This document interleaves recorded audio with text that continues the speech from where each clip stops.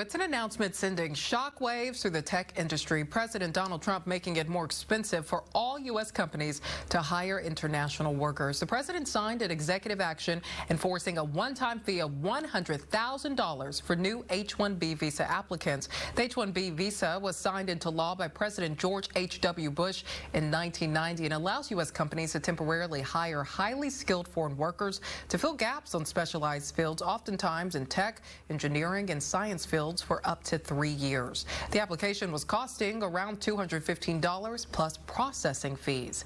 To talk about the decision and the impact to our state, we're joined by the director of our state's Commerce Department, Joe Nguyen. Thank you for being here, Joe. Thank you so much for having me. To begin, was this announcement a surprise to your department? Oh, of course. I think it was a surprise to everybody. This landed, I think, Friday evening with a deadline of Sunday. So I think most of the world woke up not really sure what was going to happen.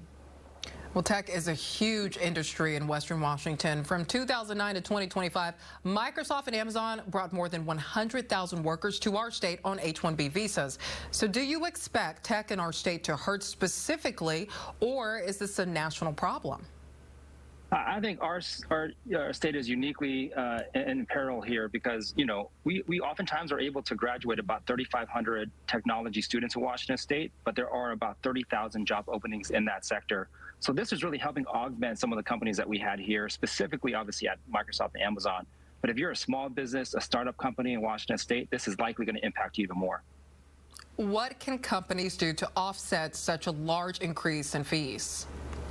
I think right now people are still in fact-finding mode, trying to understand the implications associated with this. And just to be clear, this is more than just tech. Like you mentioned, healthcare, academia, other spaces that really impact our economy as well. I think what we'll see is maybe folks will likely try to figure out which roles might make sense for them. Candidly, this is kind of a gift to Canada and the EU, where we'll likely see some of those workers go and set up here. So we're still kind of figuring out what the impacts might be. Would your department and/or do you know if the state help companies to foot the bill for these visas? Is that an option? Oh, I don't. I mean, it's a pretty significant chunk of change. The state budget is not in the best of shape, and candidly, I think there's ways for us to help in other ways. What I'll say is that the state recently has done more around workforce development, even in the technology space, where we're trying to graduate more computer science degrees in our community colleges. So we've taken some proactive steps just to get more workforce in this space. We'll have to figure out what that cost implication looks like, but I don't think we'll be able to afford being able to pay for the HB1s for everybody.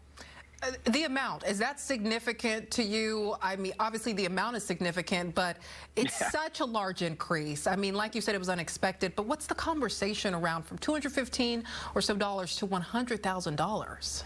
Well, I think, you know, part of it too is that it's kind of random. Businesses, as you know, like to have consistency and clarity.